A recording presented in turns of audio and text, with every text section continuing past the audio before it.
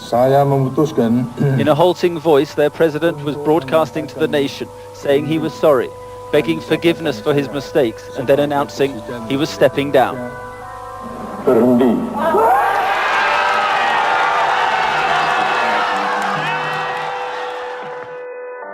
Setelah berkuasa selama lebih dari 30 tahun, pada tanggal 21 Mei 1998, Soeharto mengundurkan diri sebagai presiden. Salah satu faktor utama yang mempercepat lengsernya Soeharto adalah krisis moneter. Namun, sampai sekarang, siapa yang paling bertanggung jawab atas krisis itu masih diperdebatkan. Sebagian orang menyalahkan asing karena menarik modal dari Indonesia. Sementara sebagian lainnya menuduh IMF yang menekan pemerintah melalui berbagai persyaratan. Bahkan ada pula yang menganggap demonstrasi mahasiswa dan gerakan rakyat justru memperparah keadaan.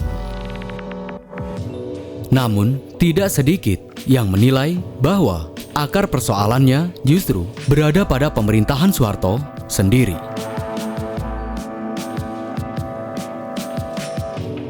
Lantas, siapa yang bersalah atas krisis 1998 dan jatuhnya Soeharto? Asing, IMF, rakyat, atau rezim Orde Baru itu sendiri?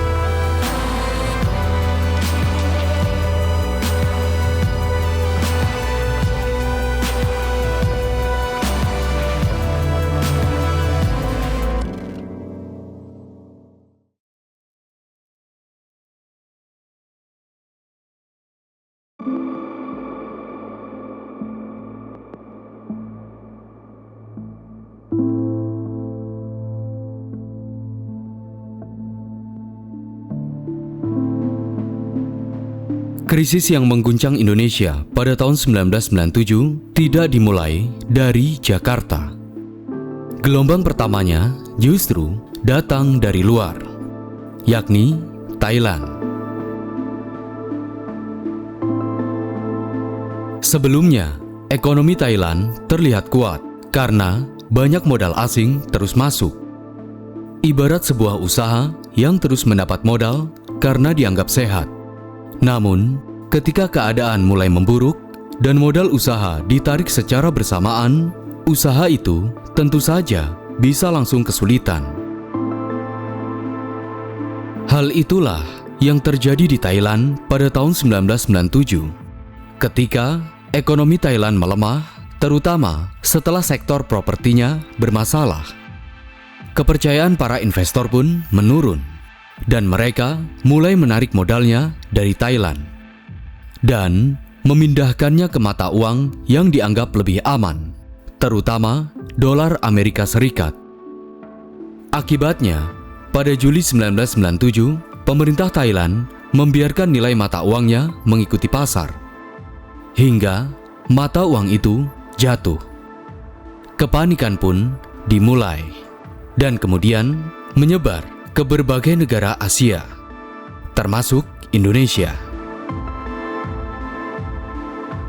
And the Thai government has to then spend more of its reserves to prop the currency up, and eventually it reaches a point of exhaustion, and then you get a crisis of collapse. And that was the trigger for all of the events that followed. But it wasn't Thailand's fault, it was simply happened to be in the crosshairs first.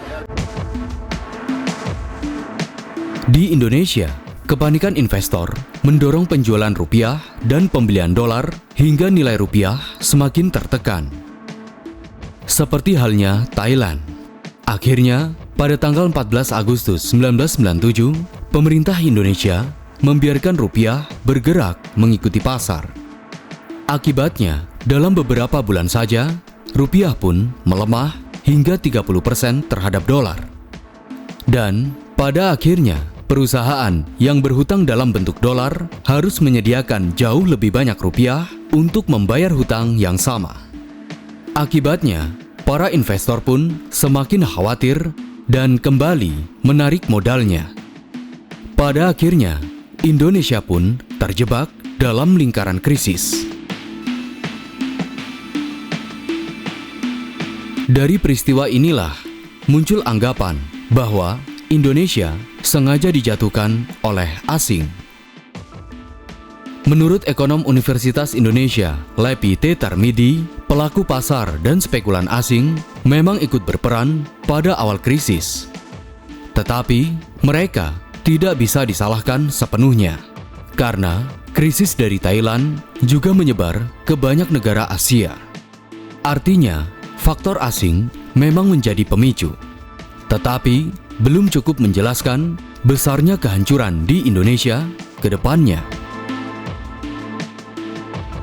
Ketika rupiah semakin sulit dikendalikan, pemerintah akhirnya meminta bantuan dana kepada IMF atau International Monetary Fund, suatu lembaga keuangan internasional yang memberikan pinjaman kepada negara yang mengalami krisis. Lantas, apakah IMF datang untuk menyelamatkan Indonesia atau justru memperburuk krisis?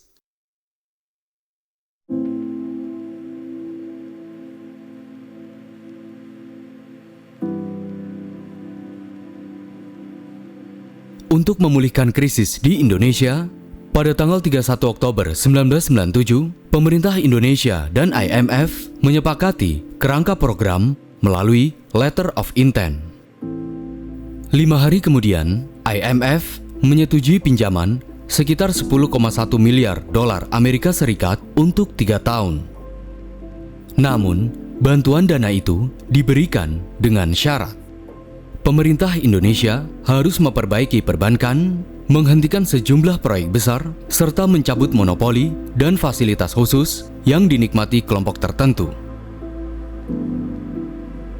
I think this is a time for confidence in the future of Asia and confidence in the future of our relationship with them. We have a few little glitches in the road here, and we're working through them.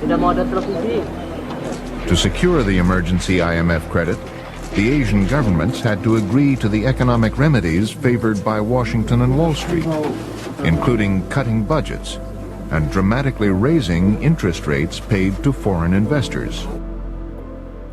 Namun, ketika program itu dijalankan, masalah mulai muncul. Sebagai bagian dari program yang disepakati dengan IMF, pada tanggal 1 November 1997, pemerintah Indonesia menutup 16 bank yang dianggap bermasalah. Bukan tanpa alasan. Pasalnya, sistem perbankan Indonesia saat itu dibebani praktek korupsi, kolusi, kredit macet, serta pemberian kredit kepada perusahaan milik kelompok sendiri. Bank-bank yang bermasalah tentu tidak dapat terus diselamatkan menggunakan dana talangan pemerintah atau bailout. Jika pemilik bank merasa negara akan selalu menanggung kerugiannya, mereka dapat terus mengambil resiko tanpa berhati-hati. Masalahnya, ketika 16 bank itu ditutup, pemerintah belum menjamin seluruh simpanan nasabah. Efeknya, banyak orang khawatir uang mereka ikut hilang.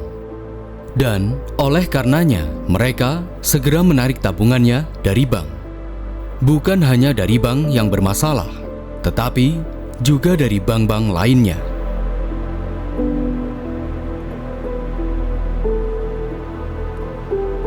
Dengan pengumuman ini, maka pengurus bank dianggap telah diberitahu kepada pemilik, pemegang saham dan pengurus bank yang dicabut izin usahanya diminta agar tidak meninggalkan Indonesia guna penyelesaian likuidasi.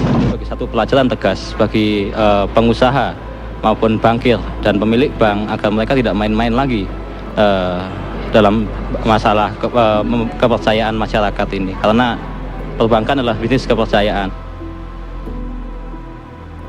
Disinilah letak kesalahan IMF. Penutupan bank memang diperlukan, tetapi program itu dijalankan tanpa jaminan menyeluruh bagi nasabah dan tanpa penjelasan yang mampu mencegah kepanikan. Menurut ekonom Lepi T. Tarmidi, dampak psikologis dari penutupan bank tersebut tidak diperhitungkan dengan baik. Akibatnya, masalah beberapa bank berubah menjadi ketidakpercayaan terhadap seluruh sistem perbankan.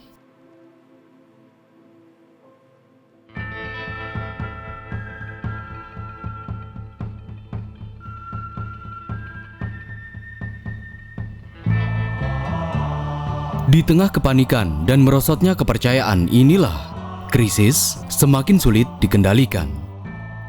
Rupiah yang sempat menguat hingga sekitar Rp3.700 per dolar pada awal Desember 1997 kembali merosot menjadi sekitar Rp8.000 pada awal Januari 1998. Karena situasi inilah, pemerintah dan IMF pun menyusun kesepakatan baru.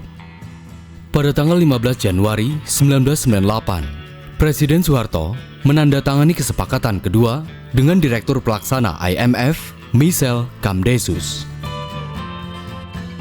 Dalam foto yang kemudian dikenal luas, Soeharto terlihat duduk menandatangani dokumen, sementara Kamdesus berdiri di belakangnya dengan tangan terlipat.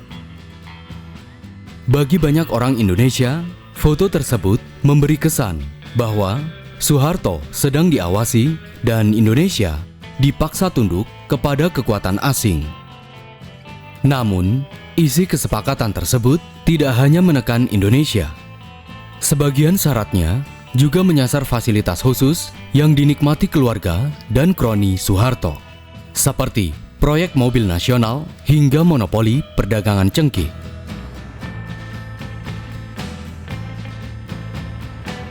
Memang IMF ikut melakukan kesalahan, namun tanggung jawab tidak sepenuhnya berada pada lembaga itu, karena program tersebut disepakati bersama pemerintah Indonesia. Persoalannya, ketika program IMF mulai menyentuh bisnis keluarga dan kroninya, pemerintah Soeharto menjalankannya dengan setengah hati. Kepentingan kekuasaan justru lebih dilindungi daripada upaya menyelamatkan ekonomi. Sebab membongkar monopoli dan fasilitas khusus itu berarti membongkar jaringan yang selama bertahun-tahun menopang rezim Orde Baru. Untuk memahami persoalan ini lebih jauh, kita perlu melihat keadaan Indonesia jauh sebelum IMF datang.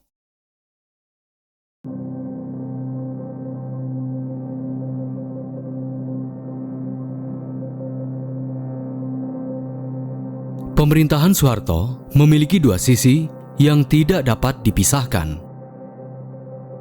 Di satu sisi, ekonomi Indonesia tumbuh cepat. Pembangunan berjalan, investasi masuk, angka kemiskinan menurun, dan stabilitas politik berhasil dipertahankan selama puluhan tahun. Keberhasilan inilah yang membuat Soeharto mendapat julukan Bapak Pembangunan. Namun, di sisi lain, pertumbuhan ekonomi Orba itu berjalan bersama dengan maraknya praktik korupsi, kolusi, dan nepotisme atau KKN. Selama ekonomi terus tumbuh dan rupiah stabil, kelemahannya tidak terlalu terlihat. Namun, ketika krisis datang, dua masalah besar mulai terbuka. Masalah pertama datang dari utang perusahaan swasta dalam dolar. Sebelum krisis, banyak perusahaan Indonesia meminjam uang dari luar negeri karena bunganya lebih rendah. Selama rupiah stabil, pinjaman itu terlihat aman.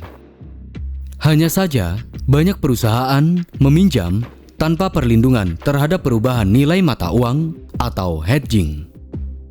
Menurut laporan Bank Dunia yang dikutip ekonom Universitas Indonesia, Lepi T. Tarmidi, sekitar 95% dari kenaikan utang luar negeri Indonesia sejak 1992 hingga Juli 1997 berasal dari sektor swasta.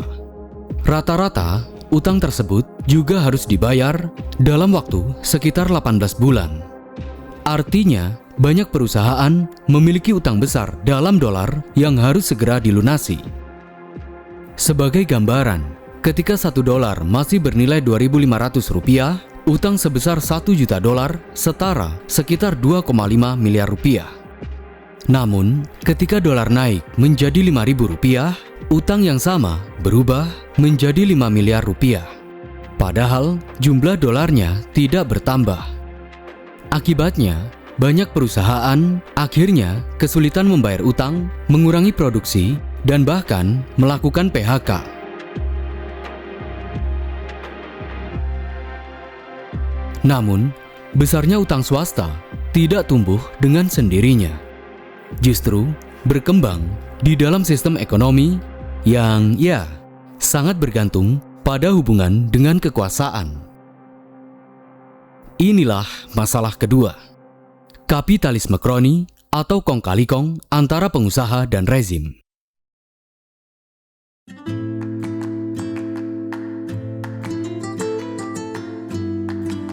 Keberhasilan bisnis tidak hanya ditentukan oleh kemampuan perusahaan bersaing, tetapi juga kedekatannya dengan pemerintah. Keluarga Soeharto serta sejumlah pengusaha yang dekat dengan kekuasaan memperoleh proyek, monopoli, fasilitas, perlindungan, dan akses kredit yang tidak selalu dinikmati pengusaha lain. Pada akhirnya, sebagian perusahaan bisa saja terlihat kuat bukan karena bisnisnya benar-benar sehat, tetapi karena berada di bawah perlindungan kekuasaan.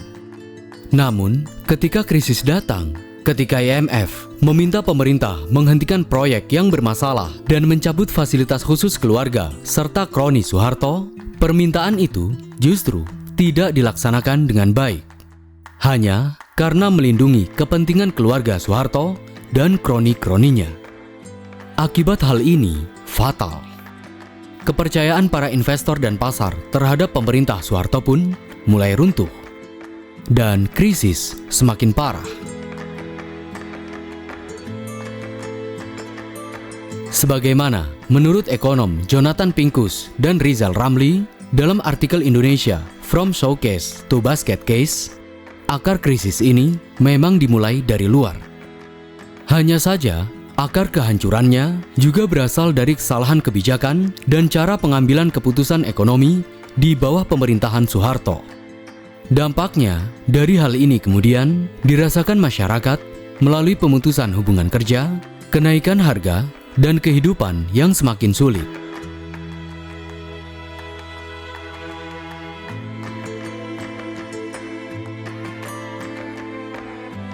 Di tengah krisis itu, pada bulan Maret 1998, Soeharto kembali terpilih sebagai presiden. Namun, kabinet barunya masih diisi sejumlah tokoh yang dekat dengan keluarga dan lingkaran kekuasaan. Susunan kabinet tersebut justru memperkuat keraguan bahwa pemerintah benar-benar ingin memutus kepentingan lama. Pada saat yang sama, krisis ekonomi terus memburu. Harga kebutuhan pokok kemudian meningkat. Perusahaan mulai mengurangi pekerja dan kehidupan masyarakat semakin tertekan. Rakyat pun mulai kehilangan kepercayaan kepada pemerintah dan bahkan muak. Dan dengan akumulasi kemarahan itu, akhirnya para aktivis dan mahasiswa mulai turun ke jalan menuntut reformasi. Lantas, apakah mereka yang turun ke jalan ini ikut menyebabkan krisis? Atau mereka hanya bereaksi terhadap keadaan yang sudah lebih dahulu menghancurkan kehidupan mereka?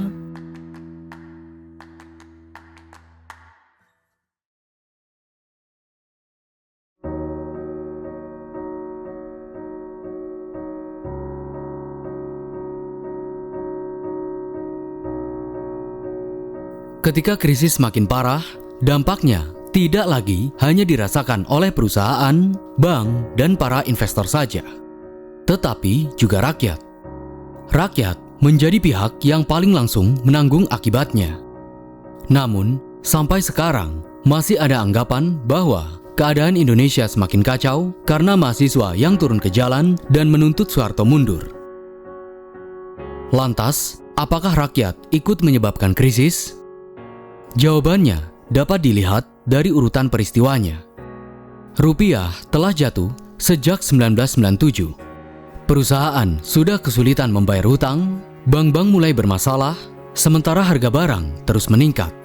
Apalagi pada bulan Mei 1998, pemerintah menaikkan harga bahan bakar dan tarif listrik. Kebijakan tersebut justru semakin menekan kehidupan masyarakat yang sebelumnya sudah terpukul oleh krisis.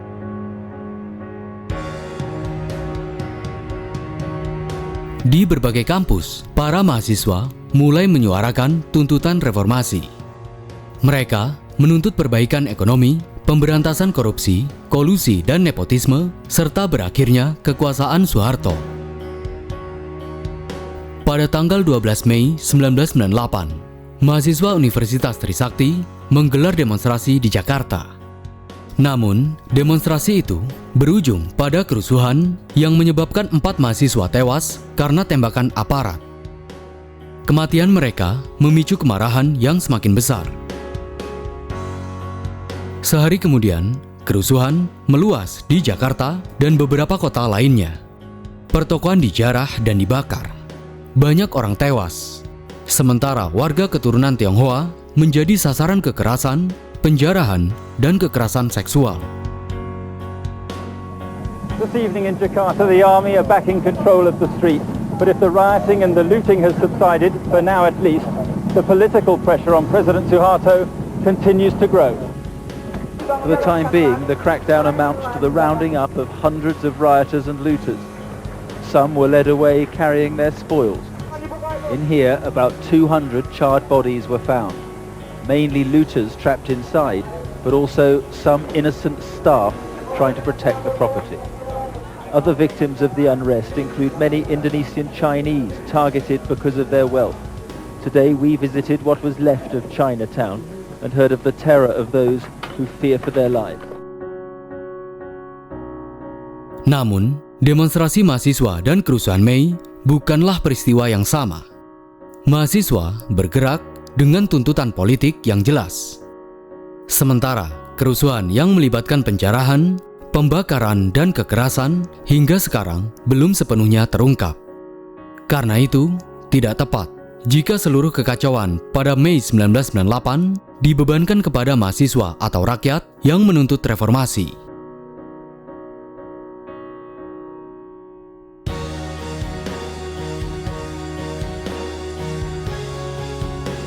Setelah tragedi Trisakti dan kerusuhan Mei, posisi Soeharto semakin lemah. Para mahasiswa dari berbagai kampus menduduki gedung DPR MPR. Tekanan juga datang dari dalam pemerintahan. Sejumlah menteri menolak bergabung dalam kabinet baru yang direncanakan Soeharto. Keruntuhan Soeharto sudah di depan mata. Atas desakan seluruh pihak, akhirnya, pada tanggal 21 Mei 1998, Soeharto menyatakan berhenti sebagai Presiden Indonesia.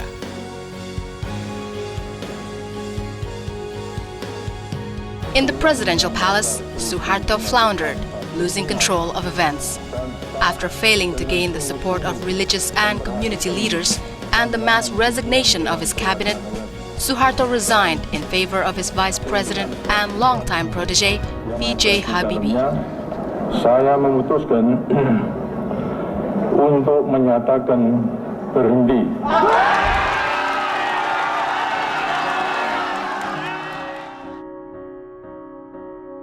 Gerakan mahasiswa dan tekanan rakyat memang mempercepat berakhirnya kekuasaan Soeharto. Namun, menjatuhkan presiden berbeda dengan menciptakan krisis ekonomi. Mereka mulai bergerak setelah krisis yang menghancurkan kehidupan masyarakat dan membuat kepercayaan terhadap pemerintah runtuh.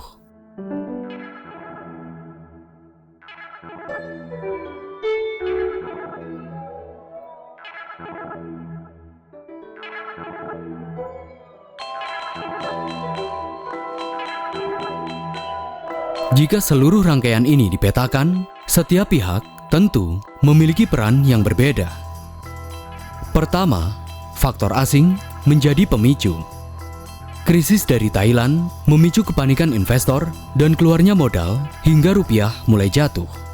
Dan ketika keadaan semakin sulit dikendalikan, pemerintah akhirnya meminta bantuan kepada IMF.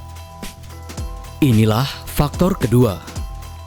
IMF bukan penyebab awal, tetapi sejumlah kebijakannya ikut memperbesar kepanikan dan menghambat pemulihan. Namun, kesalahan pihak luar belum cukup menjelaskan besarnya kehancuran di Indonesia. Karena itu, faktor ketiga, rezim Soeharto yang memikul tanggung jawab terbesar dalam krisis ini. Pemerintah Orde Baru membiarkan utang swasta menumpuk, perbankan berkembang dengan pengawasan lemah, serta praktik KKN dan kapitalisme kroni yang mengakar jauh sebelum krisis datang. Lalu, bagaimana dengan rakyat? Rakyat dan mahasiswa bukan pencipta krisis. Mereka menjadi korban lalu bergerak ketika kehidupan semakin tertekan dan kepercayaan terhadap pemerintah runtuh. Jadi, faktor asing memang menjadi pemicu. IMF ikut memperburuk keadaan, sementara kelemahan Orde Baru membuat Indonesia jatuh lebih dalam. Namun, mengenai siapa yang paling bertanggung jawab, mungkin kalian dapat menilainya dari sudut pandang masing-masing. Lantas, menurut kalian, siapa yang paling bersalah? Asing, IMF, rezim Soeharto, atau gabungan dari semuanya?